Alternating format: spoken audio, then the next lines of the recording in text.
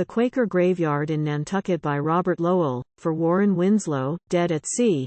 Let man have dominion over the fishes of the sea and the fowls of the air and the beasts and the whole earth, and every creeping creature that moveth upon the earth. A brackish reach of shoal off Madaket, the sea was still breaking violently and night had steamed into our North Atlantic fleet, when the drowned sailor clutched the dragnet. Light flashed from his matted head and marble feet. He grappled at the net with the coiled, hurtling muscles of his thighs. The corpse was bloodless, a botch of reds and whites. Its open, staring eyes were lustreless dead lights or cabin windows on a stranded hulk heavy with sand. We weight the body, close its eyes and heave it seaward whence it came, where the heel-headed dogfish barks at nose on a hob's void and forehead, and the name is blocked in yellow chalk.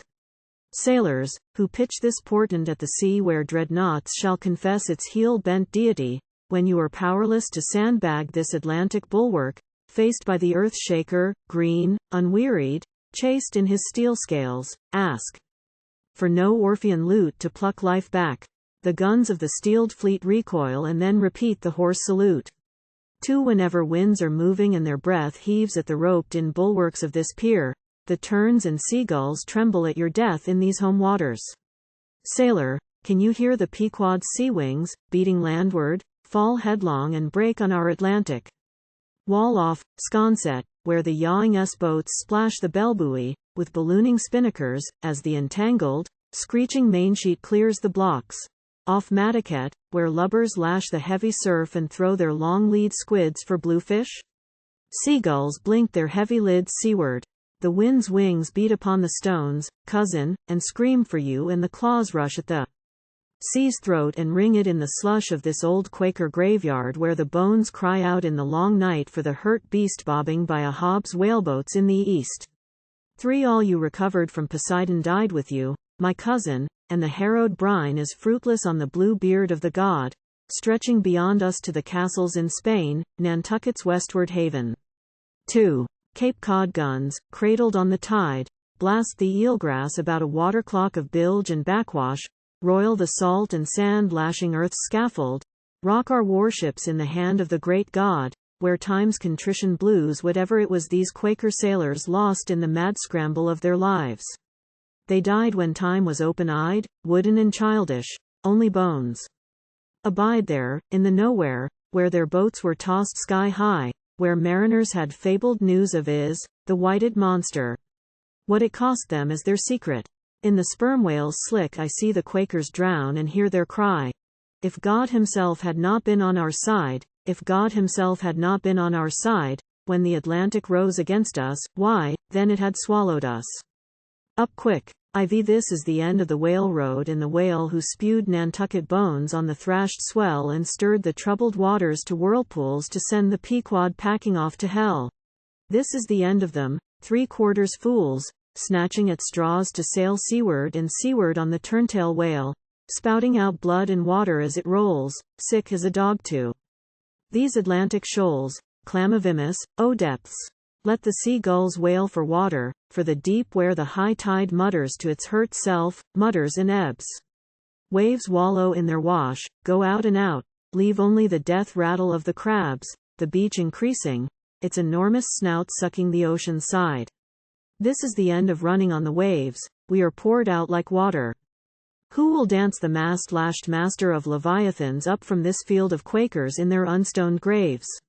When the whale's viscera go and the roll of its corruption overruns this world beyond tree-swept Nantucket and Woods Hole and Martha's Vineyard, sailor, will your sword whistle and fall and sink into the fat? In the great ash pit of Jehoshaphat the bones cry for the blood of the white whale, the fat flukes arch and whack about its ears, the death lance churns into the sanctuary, tears the gun blue swingle, heaving like a flail, and hacks the coiling life out. It works and drags and rips the sperm whale's midriff into rags, gobbets of blubber spill to wind and weather, sailor, and gulls go round the stoven timbers where the morning stars sing out together and thunder shakes the white surf and dismembers the red flag hammered in the masthead. Hide, our steel, Jonas Messiahs, in thy side. Our Lady of Walsingham there once the penitents took off their shoes and then walked barefoot the remaining mile.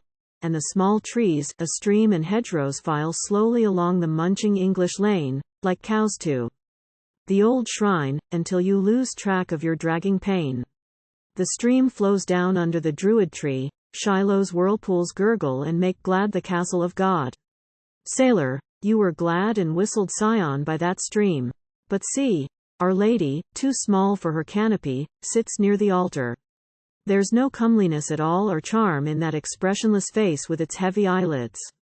As before, this face, for centuries a memory, non est species, nec decor, expressionless, expresses God.